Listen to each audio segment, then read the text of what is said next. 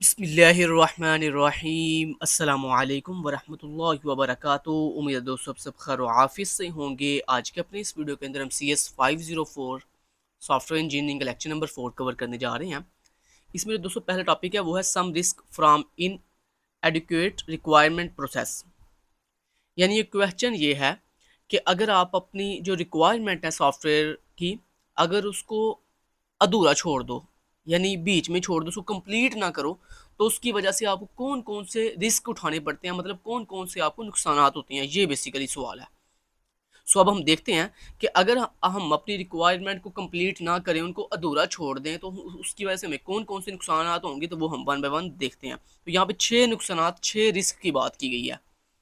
तो जो पहला दोस्तों रिस्क है, जो पहला नुकसान है वो ये है, if input from different types of user is not taken, कि अगर आप डिफरेंट तरह के यूजर्स की जो इनपुट है अगर उसको हासिल नहीं करेंगे, the output is bound to lack in key functional areas resulting in an unacceptable product. तो फिर उसकी वजह से क्या होगा कि जो आपकी आउटपुट है वो डिफरेंट फंक्शनल एरियाज के अंदर जो है बहुत ही लिमिटेड होगी, और उसके लिमिटेड होने से क्या होगा कि आपका जो रिजल्ट है वो ये होगा कि आपकी प्रोडक्ट अनएक्सेप्टेबल होगी। जैसे मैं, अब आप सोच रहे होंगे कि इस पहले मुझे नुकसान की सही से समझ नहीं आई, तो मैं इसको तो एक एग्जांपल से समझाता हूँ आपको। बेसिकली वो कह रहे हैं कि अगर आप अपनी जो रिक्वायरमेंट है उसके अंदर डिफरेंट तरह के यूजर से इनपुट नहीं लेते, इनपुट ना लेने का मतलब, जैसे फॉर एग्जांपल हमने एक सॉफ्टवेयर बनाना है जिसके अंदर हमने कहा कि आप कोई भी लैंग्वेज एंटर करेंगे ना तो हम इसको ट्रांसलेट करके देंगे आपको।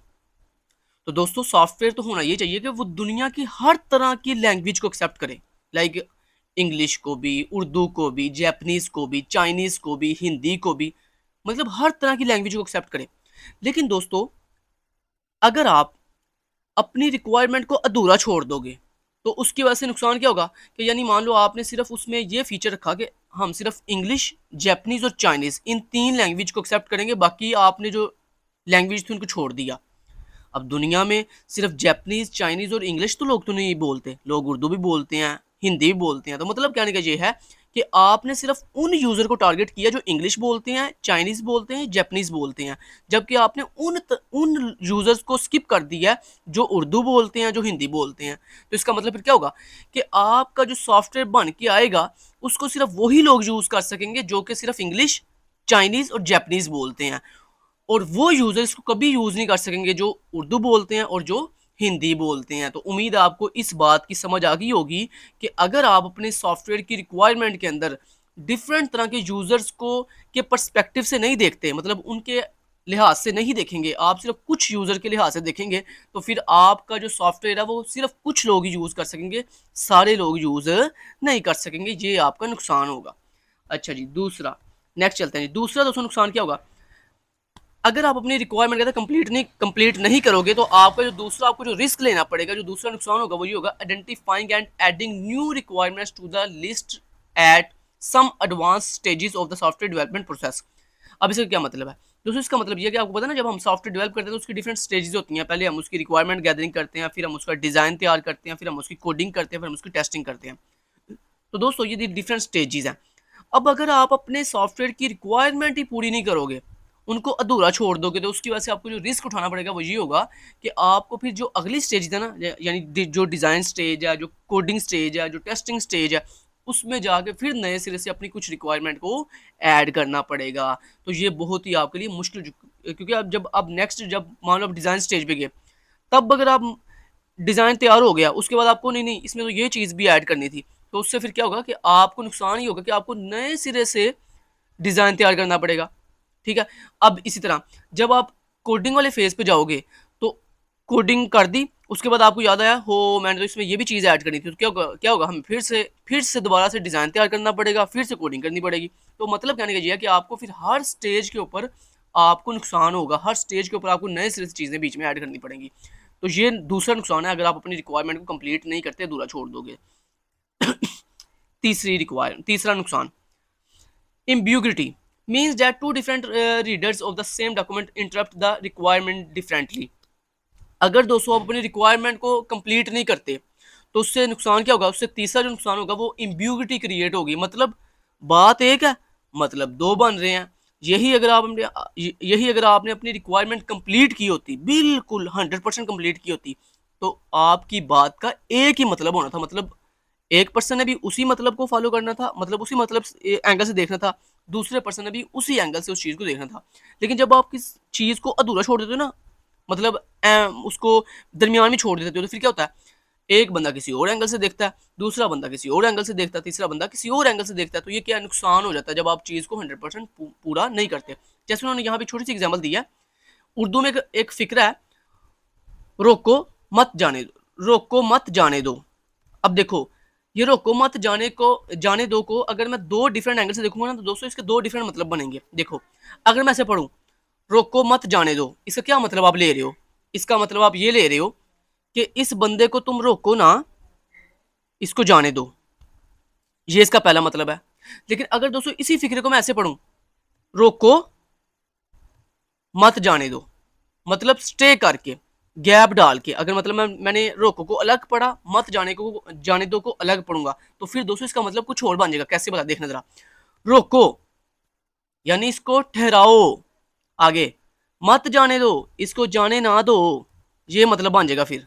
लेकिन अगर मैं इसको इकट्ठा पढ़ूं, रोको मत जाने दो, अब देखो इसका मतलब क्या है, रोको मत, इसको ठहराओ नहीं, जाने दो, इसको जाने दो भाई जहां जाता है, ये मतलब बनेगा ना। लेकिन अगर आप इसको अलग अलग करके पढ़ोगे, रोको यानी आपने अलग पढ़ा, रोको यानी ठहराओ इसको, मत जाने दो, इसको ना जाने दो, देखो ये बात एक है लेकिन उसके मतलब दो बन रहे हैं। तो यही चीज है, ऐसा क्यों हुआ, दो मतलब क्यों बन रहे हैं, क्योंकि मैंने अपनी चीज को ये नहीं था कंप्लीट बताया कि इसको अलग अलग पढ़ना है या इकट्ठा मिला के पढ़ना। अगर यही चीज मैंने पहले डिफाइन की होती कि जनाब इसको इकट्ठा पढ़ना है, अलग अलग रोको को अलग और मत जाने को दो को अलग नहीं पढ़ना, तो फिर क्या होना था, इसका एक ही मतलब बना था कि रोको मत जाने दो, मतलब इसको ठहराओ ना, बल्कि इसको जाने दो जहां जाता है।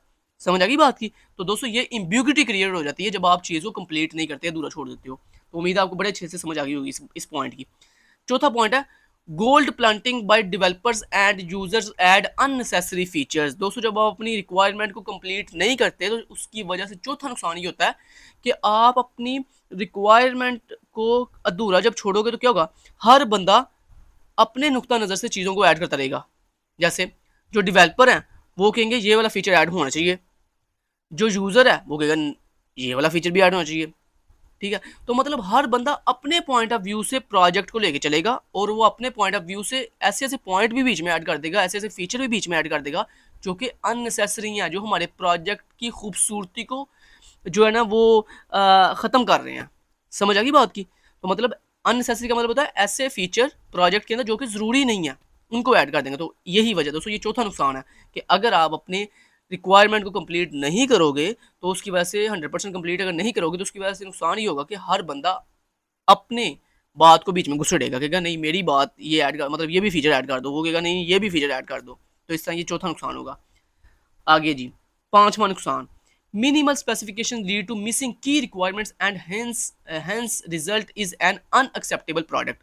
वो कहता है अगर आप अपनी स्पेसिफिकेशन यानी अपनी जो रिक्वायरमेंट है उसको अधूरा छोड़ दोगे, तो जो पांचवा नुकसान होगा वो ये होगा, मिसिंग की पॉइंट्स, यानी जो मेन पॉइंट थे, जो मेन मकसद था वो छोड़ दिया, और जो मेन मकसद नहीं था उसको ऐड कर दिया।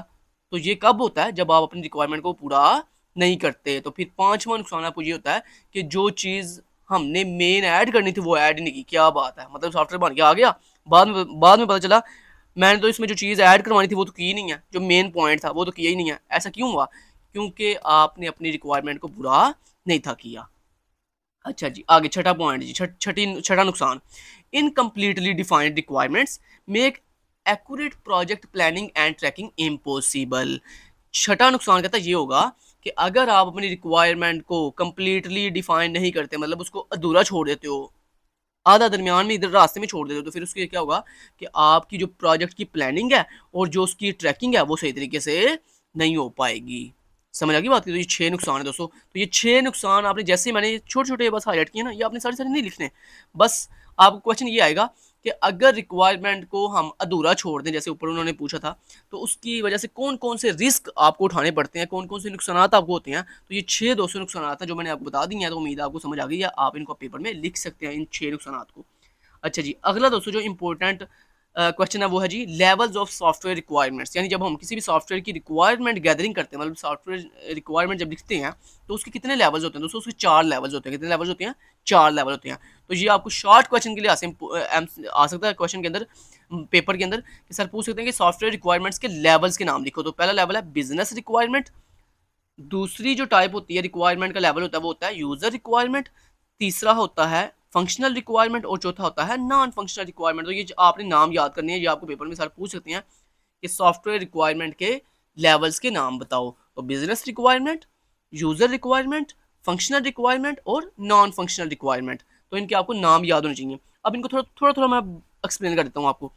दोस्तों जो पहला लेवल होता है ना बिजनेस रिक्वायरमेंट, इसमें बेसिकली क्या होता है, इसमें हाँ आप बेसिकली अपने सॉफ्टवेयर का जो मेन मोटिव है ना, जो मेन वी है ना, जो स्कोप है, वो डिफाइन करते हो, मतलब उसको गैदर करते हो, उसको इकट्ठा करते हो कि मतलब आपके सॉफ्टवेयर का मेन, मतलब जिस जिस बिजनेस के लिए, जिस काम के लिए आप सॉफ्टवेयर बना रहे हो, वो मकसद क्या है, वो विजन क्या है, वो स्कोप क्या है आपका। समझ आ गई बात की? तो मतलब इसमें आप दो चीजें डिफाइन करते हो, एक विजन और एक स्कोप। विजन का मतलब होता है मकसद, कि आपका मेन मकसद क्या है, आप क्या करना चाहते हो। और स्कोप का मतलब क्या है? स्कोप का मतलब ये है कि आपका ये जो सॉफ्टवेयर है ये कौन कौन यूज करेंगे, मतलब कौन कौन लोग यूज करेंगे और कहाँ कहाँ ये यूज होगा, मतलब किस किस एरिया में ये यूज होगा, ये मतलब होता है स्कोप का। तो मतलब जब आप अपना विजन और स्कोप डिफाइन करते हो रिक्वायरमेंट में, तो उसको हम कहते हैं ये कौन सा लेवल है, बिजनेस रिक्वायरमेंट हम गैदरिंग कर रहे हैं। उसके बाद दोस्तों दूसरा लेवल आता है, जब बिजनेस रिक्वायरमेंट वाला लेवल फुलफिल हो जाता है, फिर हम दूसरे लेवल पे चलते हैं जिसका नाम है यूजर रिक्वायरमेंट। यूजर रिक्वायरमेंट दोस्तों वो लेवल होता है जिसमें हम बेसिकली यूजर की रिक्वायरमेंट देखते हैं कि यूजर की, क्योंकि देखें पहले हम लेवल में क्या किया, जस्ट ओनली विजन डिफाइन किया कि हमारा विजन क्या है और हमारा स्कोप क्या है, ठीक है। अब इसमें हम क्या करेंगे, इस लेवल सेकंड लेवल के अंदर बेसिकली हम वो फीचर देखेंगे जो फीचर हमने इंप्लीमेंट करने हैं। समझ आएगी बात की? यानी उसने कहा मुझे जो है ना वो रिजल्ट ऐड करना है, उसने कहा मुझे एवरेज फाइंड करना है, उसने कहा मुझे टॉप लिस्ट निकालनी है, उसने कहा मुझे जो है ना वो सैलरीज ऐड करनी है, उसने कहा मुझे जो है ना वो इसमें जो है ना वो डिपार्टमेंट की अटेंडेंस ऐड करनी है। तो मतलब ये क्या है, ये सारे के सारे आप फीचर्स लिख रहे हो यूजर के अकॉर्डिंग, तो इसको हम कहते हैं यूजर रिक्वायरमेंट, जिसमें आप कैप्चर कर रहे हो अपनी सारी डॉक्यूमेंटेशन के अंदर सारे के सारे रिक्वायरमेंट्स को, कि मतलब आप बनाना क्या चाह रहे हो फीचर्स। ठीक हो गया? समझ की बात की? ये दूसरा लेवल हो गया। उसके बाद तीसरे लेवल में दोस्तों हम क्या करते हैं, तीसरे लेवल का नाम है फंक्शनल रिक्वायरमेंट। ये फंक्शनल रिक्वायरमेंट दोस्तों क्या होती है, ये तीसरे लेवल का नाम है फंक्शनल रिक्वायरमेंट। और इसमें दोस्तों इस लेवल में बेसिकली हमने वो जो पहले दो लेवल परफॉर्म किए ना, बिजनेस रिक्वायरमेंट और यूजर रिक्वायरमेंट, उसको मर्ज करके हम ऐड करते हैं। यानी जो फर्स्ट लेवल में आपने जो विजन और स्कोप डिफाइन किया था वो, और दूसरे लेवल में जो आपने फीचर डिफाइन किए थे वो, दोनों को जब हम मर्ज करके लिखते हैं तो उसको हम कहते हैं तीसरा लेवल, जो कि क्या होता है हमारा फंक्शनल रिक्वायरमेंट होती हैं। ठीक है, ये तीसरा लेवल है जिसमें हम अपनी दोनों चीज़ों को, बिजनेस रिक्वायरमेंट को और यूजर रिक्वायरमेंट को इकट्ठा ऐड करते हैं और प्रॉपर डिफाइन करते हैं कि जनाब अब हमारा विजन क्या है, हमारा स्कोप क्या है और हमारे सारे के सारे फीचर्स क्या होंगे। समझ आ गई बात की? उसके बाद चौथा दोस्तों जो लेवल है, जब हमारी फंक्शन रिक्वायरमेंट कंप्लीट हो जाती है, जब ये लेवल फुलफिल हो जाता है, उसके बाद फिर हम नॉन फंक्शनल रिक्वायरमेंट वाली लेवल की तरफ आते हैं। ये नॉन फंक्शनल रिक्वायरमेंट दोस्तों वो होती हैं जिसमें बेसिकली हमारे प्रोजेक्ट का जो है ना वो एक्सटर्नल चीज़ें होती हैं। एक्सटर्नल चीज़ें मीन जैसे उसकी क्वालिटी क्या होगी, कैसे की होगी, उसका जो है परफॉर्मेंस कैसे की होगी, मतलब एक्सटर्नल चीज़ें जो कि हमने एज ए फीचर इंप्लीमेंट नहीं करनी होती।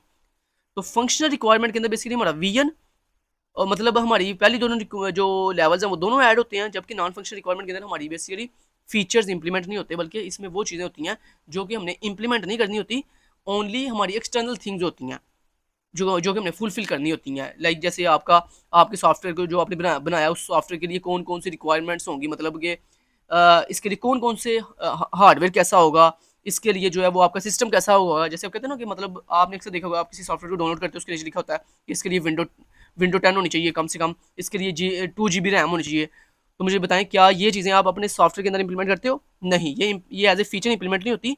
ये आपके समझे कि सॉफ्टवेयर को रन करने के लिए कुछ एक्सटर्नल चीज़ें जो रिक्वायर्ड होती हैं वो इसमें इंक्लूड होती हैं नॉन फंक्शनल रिक्वायरमेंट के अंदर। समझ आ गई बात की? चलें जी, तो उम्मीद आपको समझ आ गई है। लें जी, ये लेवल्स भी हमने देख ली, तो इन लेवल्स के आपको नाम याद होने चाहिए और थोड़ी थोड़ी आपको इनकी डिस्क्रिप्शन याद होनी चाहिए, डिटेल याद होनी चाहिए। Levels of software requirements complete हो गए हमारे। नेक्स्ट अगला टॉपिक है दोस्तों स्टैक होल्डर्स। स्टैक होल्डर की आपको डेफिनेशन पेपर में आ सकती है। What is stack holder? तो आपने ये डेफिनेशन लिख सकते हो, ये देखो ये लिखा हुआ है, stake holders are different people who would be interested in the software.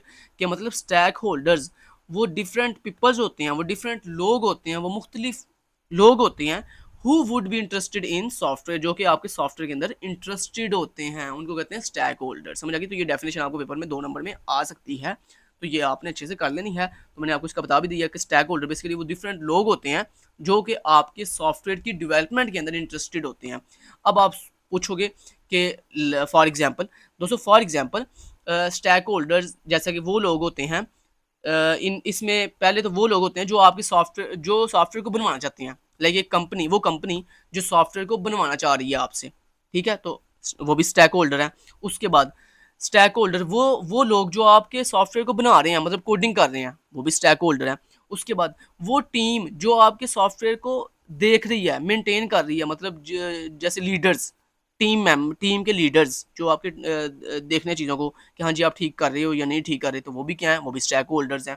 उसके बाद यूआई डिज़ाइनर जो आपका फ्रंट एंड का यूआई मतलब यूज़र इंटरफेस डिज़ाइन करते हैं, वो भी स्टैक होल्डर्स हैं। उसके बाद वो लोग जो आपके सॉफ्टवेयर को यूज़ करते हैं, मतलब कहने का मतलब दोस्तों सिंपली ये है कि वो सारे के सारे लोग जो आपके सॉफ्टवेयर के अंदर इंटरेस्टेड हैं, वो तमाम के तमाम लोग क्या कहलाते हैं, स्टैक होल्डर्स कहलाते हैं। तो उनकी मैंने आपको एग्जांपल भी दे दी है कि जो आपसे सॉफ्टवेयर बनवा रहे हैं वो भी स्टैक होल्डर हैं, जो बना रहे हैं वो भी स्टैक होल्डर हैं, जो उस सॉफ्टवेयर को यूज़ कर रहे हैं वो भी स्टैक होल्डर्स कहलाते हैं। समझ आ गई बात की? चलिए आगे चलते हैं जी। उसके बाद ये एक डायग्राम है जिसमें बेसिकली वही बताया जा रहा है कि सॉफ्टवेयर रिक्वायरमेंट अगर दोस्तों कंप्लीट होंगी तो आप उसकी मैनेजमेंट करोगे, अगर वो कंप्लीट होंगी तो आप उसकी मार्केटिंग कर सकोगे, उसकी सॉफ्ट हार्डवेयर इंजीनियरिंग करोगे, सिस्टम इंजीनियरिंग करोगे और यूज़र प्रॉपर डिफाइन करोगे। और ये कब सारा कुछ होगा, जब आपकी सॉफ्टवेयर रिक्वायरमेंट्स फुलफिल होंगी। तो इस डायग्राम के अंदर ये देखें, डिस्क्रिप्शन सर ने खुद भी लिखी हुई है कि प्रोवाइड बिजनेस, मतलब मैनेजमेंट में वो लोग आते हैं जो क्या करते हैं, business requirement and project parameters, जिसमें हम अपने बिजनेस की रिक्वायरमेंट और प्रोजेक्ट के पैरामीटर डिफाइन करते हैं। तो भाई ये बाकी आप खुद इसको देख सकते हैं, ये डायग्राम कुछ मतलब आप स्टडी कर सकते हैं इसको खुद भी। हम चलते हैं मेन पॉइंट के ऊपर। अगला दोस्तों जो इंपॉर्टेंट पॉइंट है वो है रिक्वायरमेंट स्टेटमेंट करेक्टरिस्टिक्स के, मतलब आपकी जो रिक्वायरमेंट की स्टेटमेंट होती है, जो आपकी रिक्वायरमेंट की तहरीर होती है, उसकी करेक्टरिस्टिक्स क्या होती हैं, मतलब उसमें कौन कौन सी खूबियाँ होनी चाहिए। तो दोस्तों ये बड़ा इंपॉर्टेंट क्वेश्चन है। आपका ये इस सर जो है ना वो शॉर्ट क्वेश्चन के अंदर भी पूछ सकते हैं या लैंग्वेज के अंदर भी पूछ सकते हैं, तो आपने इनके ये नाम याद करने हैं इनकी करेक्टरिस्टिक्स के। तो ये क्वेश्चन गौर से पढ़ लें, रिक्वायरमेंट स्टेटमेंट करेक्टरिस्टिक्स, ठीक है, कि आपकी रिक्वायरमेंट स्टेटमेंट की क्या खूबियाँ होनी चाहिए। दोस्तों पहली खूबी है कंप्लीट, कि वो फुली कंप्लीट होना चाहिए, जो हमारी रिक्वायरमेंट स्टेटमेंट है वो कंप्लीट होनी चाहिए, फुल होनी चाहिए। उसके बाद करेक्ट, दुरुस्त होनी चाहिए।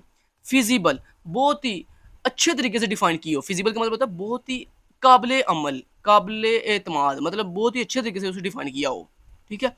तो ये इसकी क्या खूबियाँ हैं रिक्वायरमेंट स्टेटमेंट की। उसके बाद दोस्तों अगली खूबी क्या है, नेसेसरी, मतलब उसमें सिर्फ ज़रूरी चीज़ें लिखी हों, ये गैर ज़रूरी चीज़ें उसमें इन्वॉल्व ना हो। प्रायोरिटाइज्ड का मतलब दोस्तों ये होता है कि उसमें प्रायोरिटी भी डिफाइन हुई हो, कि मतलब कौन सा फीचर पहले इंप्लीमेंट करना है, फिर कौन सा फीचर इंप्लीमेंट करना है, फिर कौन सा फीचर इंप्लीमेंट करना है, या कौन सा टास्क पहले इंप्लीमेंट करना है, फिर कौन सा टास्क इंप्लीमेंट करना है। तो प्रायोरिटाइज्ड मतलब उसमें सारी प्रायोरिटीज लिखी हो। उसके बाद अनएम्बिगुअस, मतलब वो एम्बिग्युइटी क्रिएट ना कर रहा हो। एम्बिग्युइटी समझते हो? एम्बिग्युइटी कहते हैं एक ऐसी चीज़ जिसमें हमें मतलब एक ही चीज़ के दो दो मतलब निकल रहे हैं, जैसे मैंने आपको अभी ऊपर बताया। अनएम्बिगुअस का मतलब ये होता है कि मतलब अनएम्बिगुअस का मतलब होता है कि उसमें बिल्कुल चीज़ें वाज़िया, चलिए आसान कर देता हूँ आपके लिए। अनएम्बिगुअस का मतलब है कि बिल्कुल वाज़िया हो, मतलब उसका एक बात का एक ही मतलब बने, वो फिर चाहे कोई भी बंदा पढ़े उसका एक ही मतलब बन रहा हो। इसका मतलब होता है अनएम्बिगुअस, मतलब बिल्कुल वाज़िया हो आपकी जो रिक्वायरमेंट स्टेटमेंट है। उसके बाद वेरीफाइएबल, मतलब वो बिल्कुल वेरीफाइएबल हो, मतलब उसे किसी आपकी टीम लीडर ने मतलब वेरीफाई भी किया हो कि हाँ जी बिल्कुल दुरुस्त, ठीक है, वेरीफाई आपने करवानी है उसकी, सिंपल अल्फाज में तस्दीक हुई हो उसकी। ये ना हो मतलब आपने बस लिखी है और चलो ये अलग से बोल नहीं। वेरीफाइएबल का मतलब ये है कि उसकी तस्दीक किससे करवानी है, जो बंदा बनवा रहा है आपसे वो सॉफ्टवेयर, उससे आपने तस्दीक करवा लेनी है कि हाँ जी ये चीज़ें देख लें क्या ये बिल्कुल ठीक है।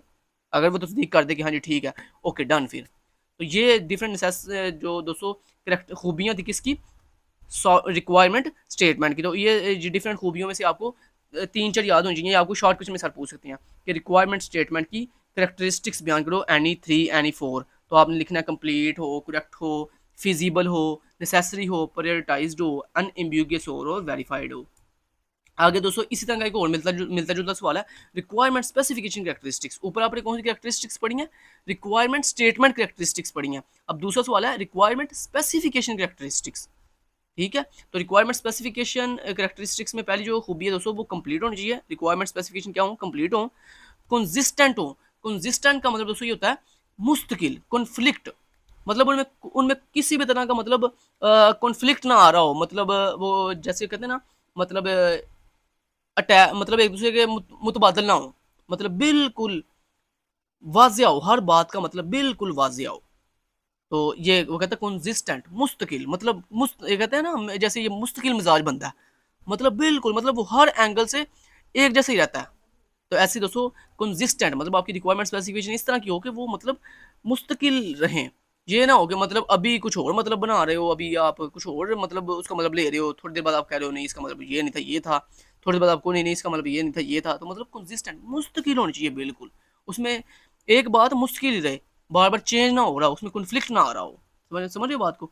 अच्छा जी, उसके बाद दोस्तों अगली जो खूबी है इसके अंदर वो है रिक्वायरमेंट स्पेसिफिकेशन के अंदर क्या हो, मॉडिफाइबल हो, मतलब ऐसी ऐसी रिक्वायरमेंट स्पेसिफिकेशन हो कि उनको चेंज भी किया जा सके वक्त आने पर। ऐसा ना हो कि मतलब जो लिख दिया बस फाइनल हो गया, नहीं, ऐसा ना हो, बल्कि मॉडिफाइबल का मतलब होता है कि उसमें अगर वक्त आए, ज़रूरत पड़े तो उसमें हम चेंजिंग भी कर सकें आगे। ट्रेसेबल, ट्रेसेबल का मतलब क्या होता है, ट्रेसेबल का दोस्तों मतलब ये है कि उसमें हम चीज़ों को ट्रेस भी कर सकें, कि मतलब डिज़ाइन एलिमेंट बिल्कुल ठीक है कि नहीं ठीक, सोर्स कोड बिल्कुल ठीक है कि नहीं ठीक, टेस्ट उसकी हम टेस्टिंग कर सकें कि मतलब टेस्टिंग बिल्कुल ठीक है कि नहीं ठीक, तो ट्रेसेबल होना चाहिए। तो ये भी उसके अंदर क्या होनी चाहिए, खूबी होनी चाहिए। तो ये दोस्तों चार खूबियाँ थी किसकी, रिक्वायरमेंट स्पेसिफिकेशन की, और ऊपर जो आपने खूबियाँ पढ़ी हैं वो किसकी थी, रिक्वायरमेंट स्टेटमेंट की। तो इनके आपको नाम याद हों, और जैसे मैंने थोड़ा सा ब्रीफली एक्सप्लेन कर दिया है कि दो लाइन में, तो ऐसे ही आपको भी इनका पता होगा कंप्लीट क्या होता है, कंसिस्टेंट क्या होता है, ये सारी चीज़ें। तो यहाँ पे दोस्तों आपका लेक्चर कंप्लीट होता है। मैं उम्मीद करता हूँ कि आपको बड़े अच्छे तरीके से समझ आई होगी। वीडियो को लाइक कर लीजिएगा, और अगर कोई भी कन्फ्यूजन हो तो नीचे कमेंट बॉक्स में जरूर पूछ लीजिएगा। Thank you so much, till then guys, take care, अल्लाह हाफिज़।